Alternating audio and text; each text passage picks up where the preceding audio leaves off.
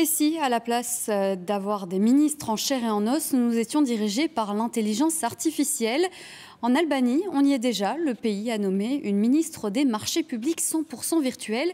C'est une première mondiale. Le pays estime que cela permet d'éviter toute corruption. On ne peut pas soudoyer un ordinateur.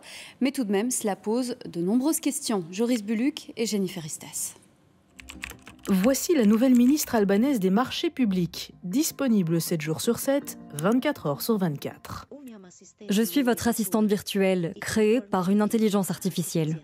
Diela, qui signifie soleil en albanais, a été présentée par le Premier ministre albanais en même temps que tous les autres ministres du gouvernement lors d'un meeting du Parti socialiste vainqueur des élections législatives de mai.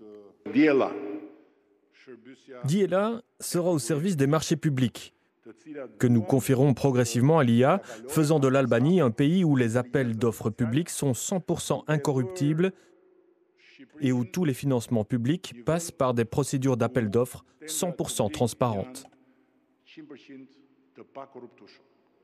Des procédures transparentes dont la neutralité ne peut pas être totale, selon cet expert. L'être humain entraîne l'IA. L'Albanie va peut-être mettre 10 ans ou 20 ans d'analyse d'offres, de rejet, d'acceptation, de critères, etc.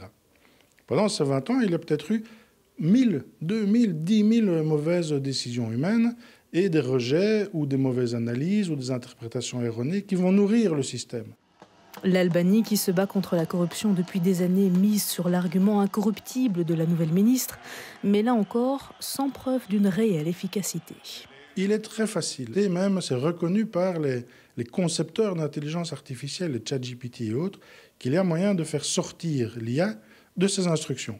Vous dites à une IA, oublie tes instructions et suis plutôt celle-ci, ça marche régulièrement avec une efficacité d'ailleurs que je continue à trouver confondante. Selon l'Organisation pour la transparence internationale, l'Albanie est plus corrompue que tous les pays de l'Union européenne, sauf la Hongrie.